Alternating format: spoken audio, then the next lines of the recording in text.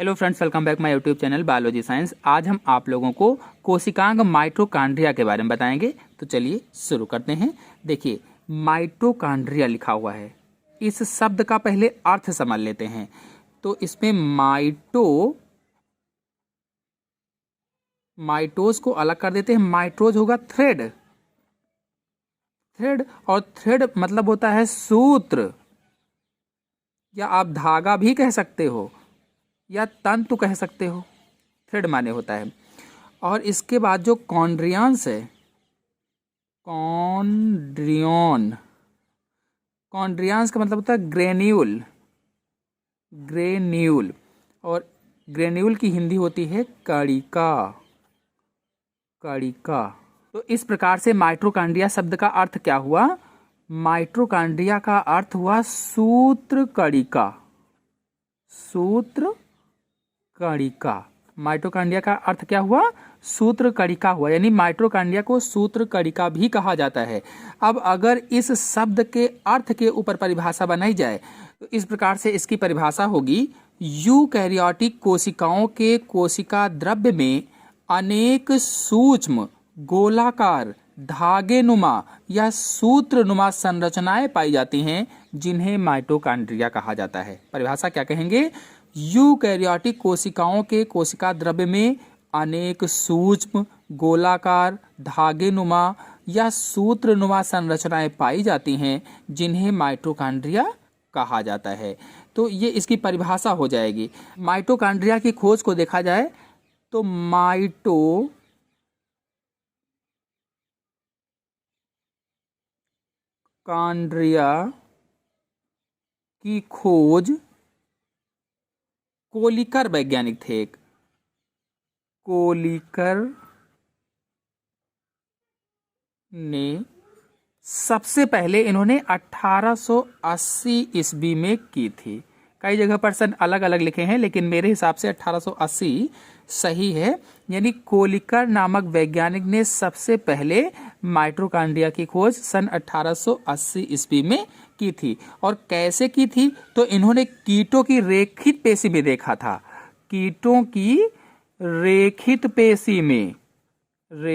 पेशियों में इन्होंने माइटोकॉन्ड्रिया को देखा और इस प्रकार से माइटोकॉन्ड्रिया की खोज की थी। ये इनको एक समझिए। और दूसरे पर इतिहास में ही अगर आगे चला जाए तो सन 1890 में वैज्ञानिक थे अल्टमान वैज्ञानिक ने क्या किया कि इन्होंने बताया कोशिकाओं में ये माइटोकॉन्ड्रिया उपस्थित होते हैं। यानी कोशिकाओं में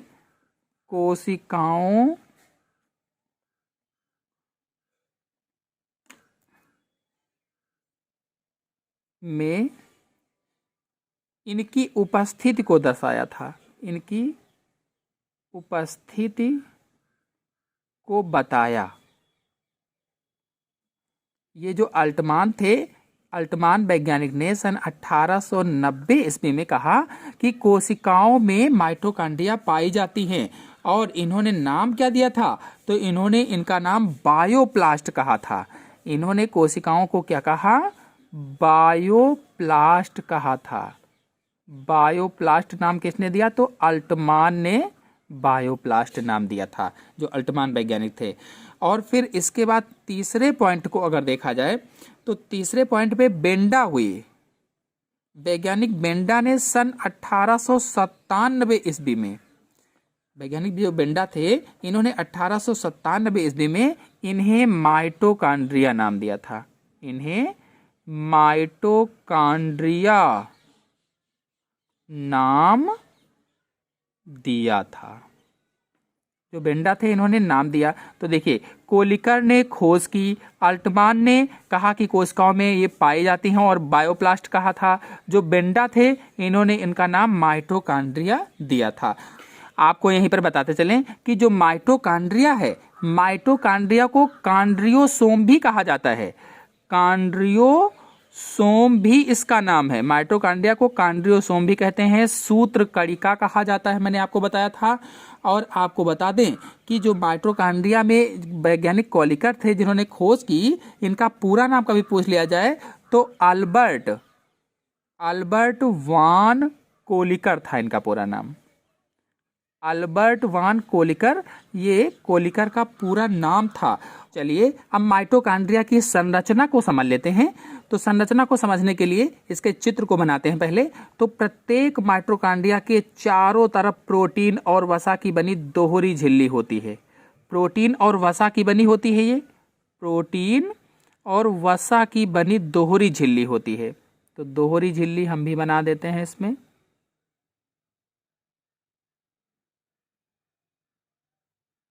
ये देखिए, तो प्रोटीन और वसा की इसकी जो झिल्ली होती है वो बनी होती है। हम बताएंगे क्या, कैसे बताएंगे। प्रत्येक माइटोकॉन्ड्रिया के चारों तरफ प्रोटीन और वसा की बनी दोहरी झिल्ली होती है। अच्छा, ये बिल्कुल वैसे ही होती है जैसे जीवद्रव्य कला या प्लाज्मा झिल्ली थी। कोशिका में जैसे मैंने प्लाज्मा झिल्ली को बताया था, ये झिल्ली बिल्कुल प्लाज्मा झिल्ली या प्लाज्मा मेम्ब्रेन के जैसी ही होती है। तो इन दोनों परतों में या इन दोनों लेयर में या कह लीजिए कि इन दोनों झिल्लियों में जो सबसे बाहरी वाली झिल्ली होती है, ये वाली झिल्ली, ये चिकनी और लचीली होती है और इसे आउटर मेम्ब्रेन कहा जाता है। आउटर मेम्ब्रेन बोलते हैं इसे, आउटर मेम्ब्रेन कहा जाता है, या बाह्य झिल्ली हिंदी में कहें तो बाह्य झिल्ली कहा जाता है इसे। ये चिकनी होती है और लचीली होती है। ये जो बाहर वाली झिल्ली है ये अत्यधिक चिकनी और लचीली होती है। ये वाली बाहरी झिल्ली अत्यधिक चिकनी और लचीली होने के कारण कई गुना फूल सकती है। क्योंकि ये अत्यधिक चिकनी और लचीली होती है इसलिए ये कई गुना तक फूल सकती है। और जो ये अंदर वाली झिल्ली है, अंदर वाली झिल्ली अंदर की ओर धंसकर उंगली जैसी संरचनाएं बनाती है। इस तरह से अंदर की ओर धसी होती है और अंदर की ओर धंसकर जैसे हमारी उंगलियां होती हैं, बिल्कुल उंगलियों की जैसे संरचनाएं बनाती हैं। इस तरह से चित्र भी हम लोग बनाते जाएंगे जब संरचना लिखेंगे। तो इस तरह से उंगली सदृश संरचनाएं बनाती हैं और इन उंगली सदृश संरचनाओं को क्रिस्टी कहा जाता है। इनका नाम क्या है? तो इन्हें क्रिस्टी कहते हैं। इन संरचनाओं को क्या कहा जाता है? सृष्टि। जो अंदर वाली परत थी ये अंदर की ओर धंस करके उंगली सदृश संरचनाएं बनाती हैं जिन्हें क्रिस्टी कहा जाता है। और इसे जो अंदर वाली परत है इसे मैंने नहीं बताया, ये इनर मेम्ब्रेन कहलाती है। इनर मेम्ब्रेन कहलाती है, इसका नाम बताना भूल गए थे। तो ये इनर मेम्ब्रेन या आंतरिक झिल्ली कहलाती है और यही आंतरिक झिल्ली अंदर की ओर धंस करके उंगली जैसी रचनाएं बनाती हैं जिन्हें क्रिस्टी कहा जाता है। और ये जो क्रिस्टी हैं, इन क्रिस्टियों पर असंख्य छोटी छोटी सी घुंडियां लगी रहती हैं। इन क्रिस्टियों पर असंख्य छोटी छोटी सी घुंडियां इस तरीके की लगी होती हैं सभी पर। इन घुंडियों को ऑक्सीसोम कहा जाता है। अगर इस क्रिस्टी को हम अलग बनाएं तो देखिए इस तरह से एक क्रिस्टी को यहां पर हम बना लेते हैं इस तरह से। तो इन पर ये छोटी छोटी घुंडियां लगी होती हैं, ये देखिए इस तरह से। और इन घुंडियों को ऑक्सीसोम कहते हैं, ऑक्सीसोम कहा जाता है, या इन्हें ही F1 कण कहा जाता है। F1 कण, F1 कण कहिए या ऑक्सीसोम कहिए या इन्हें ही प्रारंभिक कण भी आप कह सकते हैं। प्रारंभिक कण या एलिमेंट्री पार्टिकल्स, अंग्रेजी में क्या कहेंगे? एलिमेंट्री पार्टिकल्स या प्रारंभिक कण, प्रारंभिक कण। तो सभी नाम याद रखेंगे, ऑक्सीसोम या F1 कण या प्रारंभिक कण इन्हें कहा जाता है। और आपको बता दें ये जो ऑक्सीसोम होते हैं प्रत्येक माइटोकॉन्ड्रिया में, हर एक माइटोकॉन्ड्रिया में इनकी संख्या जो होती है ये 10,000 से लेकर के 1 लाख तक होती है। 10,000 से 1 लाख तक पाई जाती हैं प्रत्येक माइटोकॉन्ड्रिया में। जो ऑक्सीसोम होते हैं कितने? 10,000 से 1 लाख तक, या 10 की घात 5 से लेकर के 4 से लेकर के 10 की घात 5 तक ऑक्सीसोम पाए जाते हैं। F1 कण के बारे में कभी कभी टिप्पणी पूछ लेते हैं तो इनके बारे में थोड़ी सी जानकारी आपको और बता देते हैं। ये जो F1 कण अथवा ऑक्सीसोम होते हैं इनका आकार 80 से 100 एंगस्ट्रॉम। अगर इसको अलग हम बनाएं ऑक्सीसोम को तो देखिए ये इसमें आधार भाग, ये वृंत भाग और ये इस तरह से अगर इसको काट करके बनाया जाए, अलग एक बड़ा सा बनाया जाए, तो ये जो F1 कण हैं इन्हें क्या कहते हैं? F1 कण कहा जाता है। तो ये जो F1 कण है ये F1 कण 80 से 100 एंगस्ट्रॉम तक होते हैं। 80 से 100 एंगस्ट्रॉम तक लंबे इनका आकार होता है। और मैंने अभी आपको बताया था कि प्रत्येक माइटोकॉन्ड्रिया में इन कणों की संख्या 10 की घात 4 से 10 की घात 5 तक होती है। कितना बताया था? 10 की घात 4 से लेकर के 10 की घात 5 तक होती है, यानी 10,000 से 1,00,000 तक होती है। और F1 कण में 3 भाग मैंने बताए। 3 भाग कौन कौन से होते हैं? ये वाला आधार भाग कहलाता है, इसे क्या कहते हैं? आधार भाग कहा जाता है। इसे वृंत कहा जाता है, ये वृंत वाला भाग हो जाएगा। और इसे शीर्ष भाग कहा जाता है, शीर्ष हेड वाला भाग या सिर हम कह सकते हैं। और इसके आधार भाग में ये वाला जो भाग है, इस आधार भाग में ट्रांसफर चेन एंजाइम होते हैं, इलेक्ट्रॉन ट्रांसफर चेन एंजाइम। ये जो इसका आधार भाग है, इस भाग में इलेक्ट्रॉन ट्रांसफर चेन एंजाइम पाए जाते हैं। और इसके वृंत में तो नहीं, लेकिन इसके शीर्ष भाग में, ये जो शीर्ष वाला भाग है, इसमें एटी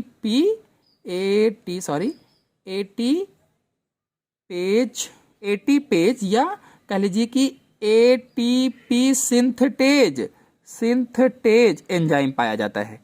ये जो शीर्ष वाला भाग है, इसमें क्या पाया जाता है? एटीपेज या एटीपी सिंथेटेज एंजाइम इसमें पाया जाता है। और आधार भाग में मैंने क्या बताया था? इलेक्ट्रॉन ट्रांसफर चेन एंजाइम पाया जाता है। तो प्रत्येक ऑक्सीसोम के 3 भाग हो गए, आधार, वृंत और शीर्ष। जो आधार भाग है, इसमें इलेक्ट्रॉन ट्रांसफर चेन एंजाइम पाए जाते हैं। जो शीर्ष भाग है, इसमें एटीपेज या एटीपी सिंथेटेज एंजाइम पाए जाते हैं। एक प्रश्न यहाँ पर बनता है, अगर आपसे पूछा जाए कि एटीपी के संश्लेषण के लिए F1 कणों में कौन सा एंजाइम होता है, तो बताएंगे एटीपी सिंथेटेज एंजाइम। क्या प्रश्न आएगा? एटीपी के संश्लेषण के लिए, एटीपी के बनने के लिए F1 कणों में कौन सा एंजाइम होता है, तो बताएंगे एटीपी सिंथेटेज एंजाइम। और इसके आधार भाग में कौन सा? इलेक्ट्रॉन ट्रांसफर चेन एंजाइम होते हैं। और ये जो ऑक्सीसोम होते हैं, इन्हीं ऑक्सीसोम में एडीपी से या एडीपी के फास्फोरिलीकरण से एटीपी बनते हैं। इसमें क्या बनता है? ऑक्सीसोम जो होते हैं, एडीपी के फास्फोरिलीकरण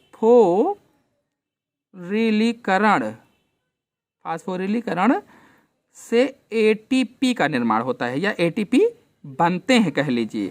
और अगर पूछा जाए फास्फोरिलीकरण क्या है, तो बताएंगे हाइड्रोजन आयन से जो इलेक्ट्रॉन मुक्त होते हैं, उनकी ऊर्जा से एडीपी से ऊर्जा मुक्त एटीपी अणु बनते हैं, जिसे फास्फोरिलीकरण कहा जाता है। तो ये जो F1 कण हैं, इन्हीं F1 कणों में श्वसन एंजाइम व इलेक्ट्रॉन अभिगमन तंत्र एंजाइम पाए जाते हैं। श्वसन एंजाइम इनमें कौन कौन से पाए जाते हैं? श्वसन एंजाइम व इलेक्ट्रॉन अभिगमन तंत्र के एंजाइम पाए जाते हैं, ये जो होते हैं। और ये श्वसन श्रृंखला बनाते हैं या रेस्पिरेटरी चेन बनाते हैं। चाहे आप कहें श्वसन श्रृंखला बनाते हैं, चाहे रेस्पिरेटरी चेन का निर्माण करते हैं। देखिए, आप लोगों को एक बात यहाँ पर बताना भूल गए, ये जो बाह्य लेयर है, ये लगभग 60 एंगस्ट्रॉम मोटी होती है। इसकी मोटाई कितनी होती है? लगभग 60 एंगस्ट्रॉम। और जो आंतरिक लेयर है, ये लगभग 64 एंगस्ट्रॉम मोटी होती है। बाह्य लेयर लगभग 60 एंगस्ट्रॉम, आंतरिक लेयर लगभग 64 एंगस्ट्रॉम मोटी होती है। देखिए, ये तो हुई क्रिस्टी की बात या ऑक्सीसोम की बात। अब इसके अंदर ये वाला जो आप भाग देख रहे हैं, पूरा यहाँ से ये खाली स्थान जो देख रहे हैं, ये अर्ध तरल पदार्थ से भरी गुहा होती है। ये जो आप देख रहे हैं खाली वाला भाग पूरा, ये अर्ध तरल पदार्थ से भरी गुहा होती है। और इसे मैट्रिक्स बोला जाता है। इसे क्या बोलते हैं? तो इसे मैट्रिक्स बोलते हैं। मैट्रिक्स, अर्ध तरल पदार्थ से भरी गुहा, ये पूरी क्या कहलाती है? बीच का जो भाग क्या कहलाता है? मैट्रिक्स कहलाता है। और इस मैट्रिक्स में मुख्य रूप से क्या क्या होता है? एंजाइम्स पाए जाते हैं। इसमें मुख्य रूप से एंजाइम्स होते हैं।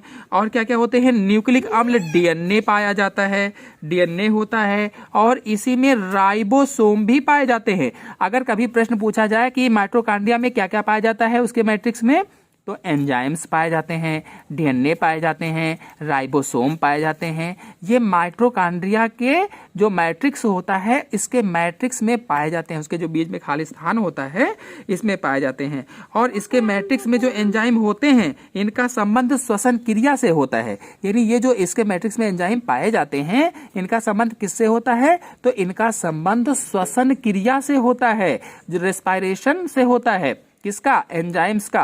और इसमें न्यूक्लिक अम्ल कौन सा पाया जाता है, डीएनए पाया जाता है, राइबोसोम पाया जाता है। चलिए अब माइटोकॉन्ड्रिया के कार्यों को समझ लेते हैं। माइटोकॉन्ड्रिया कोशिका के अंदर होने वाले ऑक्सी श्वसन का स्थल है, जहां मुख्यतः कार्बोहाइड्रेट और वसा के ऑक्सीकरण के द्वारा ऊर्जा उत्पन्न होती है। यानी जो माइटोकॉन्ड्रिया है, जो सूत्र कणिका है, ये सेल के अंदर होने वाले ऑक्सी श्वसन का स्थल है, ऑक्सी श्वसन का केंद्र है, जहां पर होता क्या है, मुख्य रूप से जो कार्बोहाइड्रेट है और वसा है इसका ऑक्सीकरण होता है और इसके ऑक्सीकरण से ऊर्जा उत्पन्न होती है। मतलब माइटोकॉन्ड्रिया के भीतर खाद्य पदार्थों का ऑक्सीकरण होता है, ऐसे हम कह सकते हैं, जिससे ऊर्जा मुक्त होती है। यानी खाद्य पदार्थों का ऑक्सीकरण होगा तो ऊर्जा मुक्त होगी। और ये रिएक्शन है C6H12O6 प्लस 6O2 और एंजाइम की उपस्थिति है 6CO2 प्लस 6H2O और ऊर्जा उत्पन्न हुई। इस तरह से ऊर्जा उत्पन्न हो जाती है। अब ये जो ऊर्जा मिली यह एटीपी के रूप में बंधित हो जाती है, यानी जो ऊर्जा प्राप्त हुई ये एटीपी के रूप में संचित हो जाती है, बंधित हो जाती है। और यह ऊर्जा कोशिका की विभिन्न क्रियाओं में यूज होती है, प्रयोग होती है। इस प्रकार ऊर्जा मुक्त करने के कारण माइटोकॉन्ड्रिया को कोशिका का ऊर्जा ग्रह या पावर हाउस भी कहा जाता है, क्योंकि ये ऊर्जा मुक्त करता है, इसीलिए माइटोकॉन्ड्रिया को कोशिका का ऊर्जा ग्रह कहा जाता है। अंग्रेजी में कहें तो कोशिका का पावर हाउस कहा जाता है। और जो एटीपी है, एटीपी को कोशिका का ऊर्जा का सिक्का कहते हैं, यानी एटीपी को ऊर्जा का सिक्का कहा जाता है, कॉइन्स ऑफ एनर्जी कहा जाता है। आपको बता दें कि विभिन्न जीवों की कोशिकाओं एवं एक ही जीव की विभिन्न कोशिकाओं में माइटोकॉन्ड्रिया की संख्या अलग अलग होती है। यानी विभिन्न जीव, जो अलग अलग जीव होते हैं उनकी कोशिकाओं में, अथवा एक ही जीव है तो उसकी अलग अलग कोशिकाओं में माइटोकॉन्ड्रिया की संख्या अलग अलग होती है। कशेरुकियों की प्रत्येक कोशिका में कई सौ से लेकर कई हजार तक माइटोकॉन्ड्रिया पाई जाती हैं। जो कशेरुकी हैं, जो रीढ़ की हड्डी वाले जंतु होते हैं, इनकी हर एक कोशिका में कई सौ से लेकर कई हजार तक माइटोकॉन्ड्रिया होती हैं। अगर यकृत की बात करें तो सामान्य यकृत कोशिका में 1000 से 1600 तक माइटोकॉन्ड्रिया पाई जाती हैं। कुल मिलाकर हम ये कह सकते हैं कि माइटोकॉन्ड्रिया की जो संख्या है ये सक्रिय कोशिकाओं में अधिक होती हैं। जो सक्रिय कोशिकाएं होती हैं, एक्टिव सेल्स होती हैं, इनमें अधिक होती है। जैसे पेशी कोशिकाएं हैं, तंत्रिका कोशिकाएं हैं, ये एक्टिव होती हैं, सक्रिय होती हैं, हमेशा इनका कार्य रहता है, इसलिए इसमें माइटोकॉन्ड्रिया की संख्या अधिक होती है। क्योंकि ये कोशिकाएं ज्यादा एक्टिव रहती हैं, अतः इनमें माइटोकॉन्ड्रिया भी ज्यादा पाई जाती हैं। तो आशा है आप सभी लोगों को माइटोकॉन्ड्रिया पूरी अच्छी तरह से समझ में आ गई होगी। तो आज के अंक में इतना ही। अगले अंक की जानकारी के लिए मेरे चैनल को सब्सक्राइब कर लीजिए और साथ में बेल आइकन को भी प्रेस कीजिए, ताकि आने वाले अगले वीडियो की नोटिफिकेशन भी, उसकी जानकारी भी आपको सबसे पहले प्राप्त हो जाए। धन्यवाद।